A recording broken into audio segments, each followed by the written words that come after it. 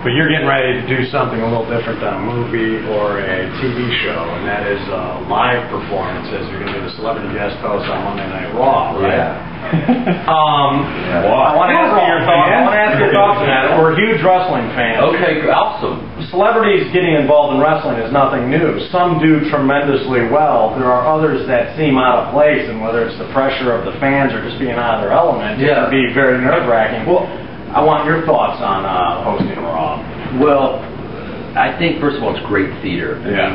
People don't realize, like, Triple H and these guys, like, they're really good actors. I think you could be if you would chosen to get into wrestling, maybe not as a wrestler, but as a manager or a mouthpiece or somebody, I think that you obviously have the mic skills and verbal ability to get over. It would be really, really fun. I think that we'll have a really great time. It's funny when actors are realizing, like, this is a great place to go and mix it up with these guys. They have a great audience, a big, powerful audience.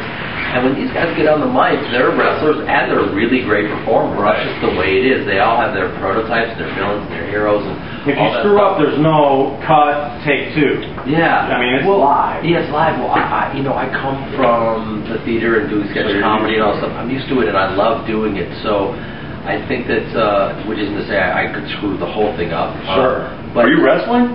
I don't know yet. He'll be in charge of the show, so in other words, whatever he says, go. Yeah, but at the same time, like I grew up doing some Muay Thai.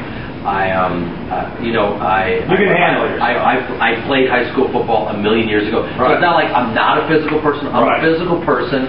I've been doing yoga for 15 years. So in my body, I do stand-up paddling and I run and I'm still actually kickboxing and stuff like that. So you can bring, I could do a kick to the head, I could roll, I could do something like that. These guys are 260 pounds, I'm 175 pounds wet, you know what I mean? Maybe there's a middleweight that I can mix it up with, or maybe that gentleman's a midget, maybe I can. I hope you exchange a few words with Chris Jericho. I think that'd be good. Me and Jericho, that's a good call. Yeah, Jericho's in it. The Edge is the one that got hurt. Yeah. Yeah, Jericho. I think maybe I'll mix it up with Jericho, Triple H, and maybe John Cena. You go for the Big Show. Come on. The Big Show, I think, mix it up with Shaq the other night. He did all right. And I think that's a great matchup. But I don't think I'm going to go for the Big Show. Or Vinnie Mac. Vinnie Mac. Vince McMahon. Vince McMahon. I think Vince and I could maybe do some behind the scenes, suited up. There you go. Plot the universe. Seth Green did it a couple of weeks ago as well. So there's a little bit of an entourage link there. Ari Gold is probably my favorite character on all of television. Oh, cool. Thank you. The problem is I've seen you in a bunch of other stuff, but now it's like I haven't seen the movie. I'm going to. Yeah. But even looking at you right now, I'm expecting you at times to be Ari. Right. Do you worry about that ever? Call me a mother. How many times have I heard that? I don't worry about it because I think it'd be very easy to worry about that and to get in your own way. I mean, think about what I'd be worrying about. Being too successful. Indeed. I was lucky enough. I did 40 movies before I did Ari Gold, and I played very soft-spoken best friends that were trampled over and all that kind of stuff. And that's goes unnoticed, and I've been doing that stuff for years, And then, but I've always, and this will sound very cocky, I've always been capable of doing what you see as Ari in the way that, I've been studying acting since I was 8 years old, and I've been entrenched in it. So I just had never been given the opportunity. And that character is a very showy character, and because of the series, you get to show different sides and then open it up week after week.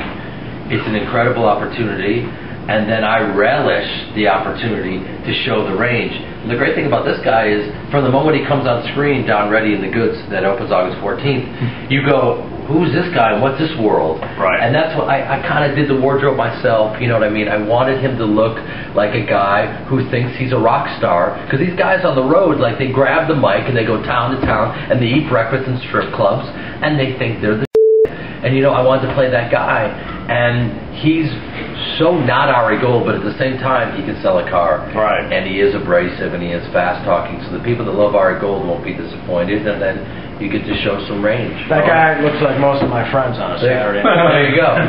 There you go. And look what you got here. You got from Knocked Up and Pineapple Express, and 40-year-old virgin. You got Craig Robinson. You got Ed Helms from The Office and from 40-year-old virgin. And this right here, my prediction is she's going to be the new queen of comedy. Yes. Here's a line from this movie that literally made Tony Romo would laugh at the other night in Dallas. She said, as I'm selling a car to Ed Helms, she said, "If he sells him a car, I will eat my own." Sold. I'd love to watch. I hope she sells it. And the whole time she's trying to bang a 10-year-old guy that's in the body of a 30-year-old dude. So there's something. She's like, I fuck him. I'm like, Babs, yeah. I mean, correct me if I'm wrong. I've never been a part of anything that has more quotable lines in my life. I'm with you on that. I think that's certain. But everybody has it. I mean, you've got some, but there's so many guys within the ensemble cast that have those money lines that would be drops on a radio show or that are going to be memorable. You're going to be around drinking and, oh, yeah, I'll eat my Yeah, or Bing Rames gets to the hotel and he pops on the TV and it's Dawson's Creek and he goes, James Van De Beek, my I mean, like, are you kidding me? That's ridiculous. I say, hey everyone, party at my house. Everyone's invited. No guys. Right. You know, it's like, I mean, everyone knows that. August 14th, the goods. Thank you, Jeremy Piven. Thank you guys. Meet you. Thank you. Thanks for doing your homework. Hey, man. One guy does his homework. I'm gonna go. No, I'm gonna go pay to see it. Pay to see it. Right.